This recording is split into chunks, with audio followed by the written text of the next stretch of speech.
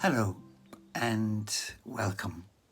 We're still in lockdown when I'm recording this.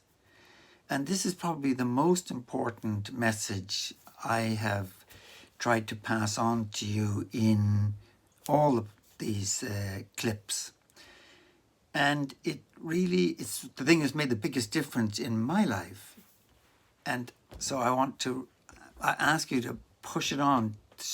I haven't asked anybody to subscribe or do anything, but to push this to as many people, because I think it's revolutionary and it's so simple and it makes such a difference. And really, the story that describes it is like as if I was driving I got this fancy sports car and it was really well designed and, do all whatever speed you wanted. And then a friend of mine came along and he started to drive it. And I suddenly realized I was only driving using 2 gears. This guy got in and started using 4 other ones. And that's what I feel like I've been using my body, my breathing. That's how big a difference.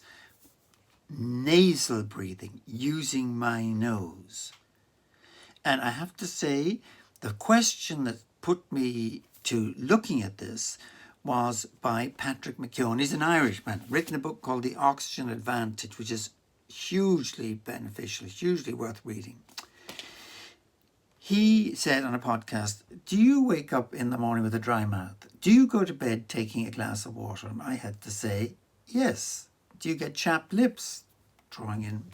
And I had to say yes. And the reason is because you're mouth breathing, drawing air in, drying your lips, and moisture flooding out through your mouth. You lose up to 42% moisture through your mouth at night when your mouth is open.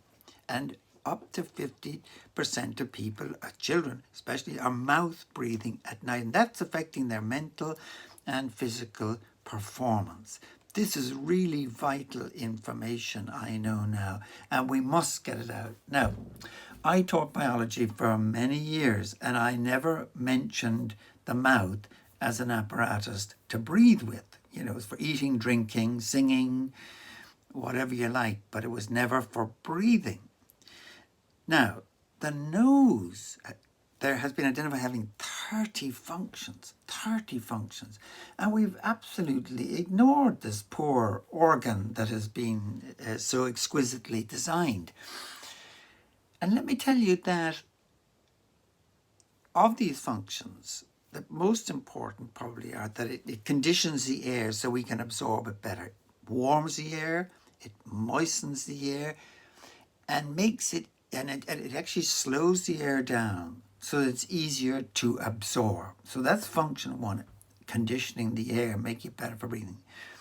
The second thing is it's a part of our primary defense system. It's got hairs and mucus that filters the air. And these days of COVID, that's a pretty useful function to have.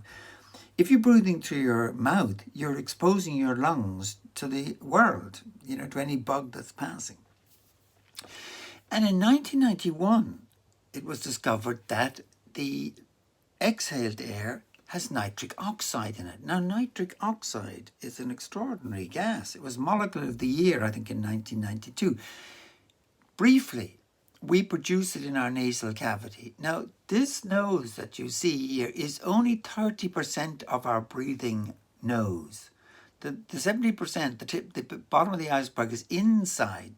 So you're only seeing a very small portion of it. In that nasal cavity, if you pushed a billiard ball, I like this image someone gave, and pushed it in through here, that's the size of the nasal cavity. Now, in that nasal cavity, you're producing nitric oxide. What does nitric oxide do? It's a dilator. It dilates your bronchioles, dilates your blood vessels, and it also sterilizes air. And again, as I say, in this time of COVID, anything that sterilizes air, we should be breathing through our nose all the time, never through our mouth. And interesting, both these nostrils do different things. The right nostril, my right nostril, is the accelerator. It's connected to your sympathetic flight or fight system. And your left nostril, believe it or not, is connected. It's putting on brakes. And they've cycles. Our nostrils have cycles. And there's so much to learn. I just want to transmit to you the urgency and the wonderful change this has made. So now every night I tape up my mouth. So here is the tape. It's just simple tape I got in a pharmacy in Clonakilty. I walked into the pharmacy saying, how am I going to ask for this?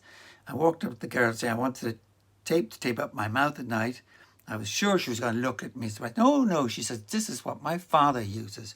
So I used to tape right across my mouth, but now I just go from here to here. And that stays on all night. And I make sure I breathe through my nose. Now the benefits, I did the first night a bit uncomfortable, but then the alertness, in the morning, I got out of bed, and I do now get out of bed much more alert, much more focused, much easier to concentrate. It's been transformative. And I know it's to do with the quality of my sleep. I'm getting the same amount, but I'm sure my sleep is much deeper and better, much deeper and better. And I've no dryness in my mouth. And for those of us who are slightly old, less frequency. And there's a whole explanation why that is so. So, if you check out your dog, it breathes through its mouth. And that's because they've no sweat glands. They're letting off the heat. All other animals breathe through their nose. Even horses, when they're running these fast races, you don't see them with their mouths open, tongue. The only time animals breathe through their mouths is when they're sick. You know they're sick if you see them breathing through their mouth.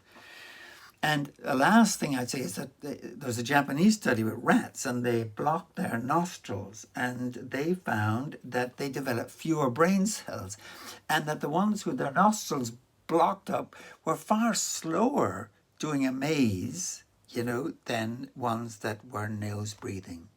So I can't recommend nose breathing enough to make a difference. And I'll end with the oxygen advantage. Patrick McKeown, he's Irish and he's pioneering this work. It's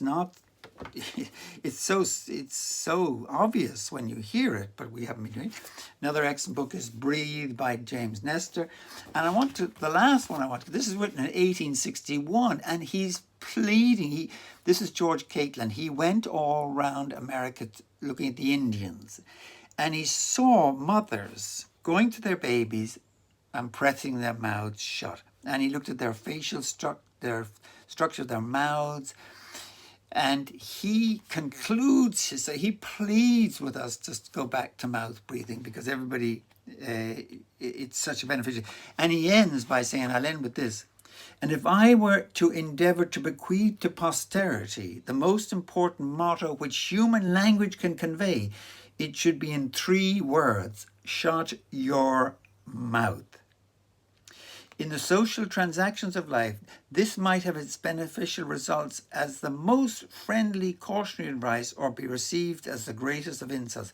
But where I would point and engrave it in every nursery and on every bedpost in the universe, its meaning could not be mistaken, and if obeyed, its importance would soon be realized.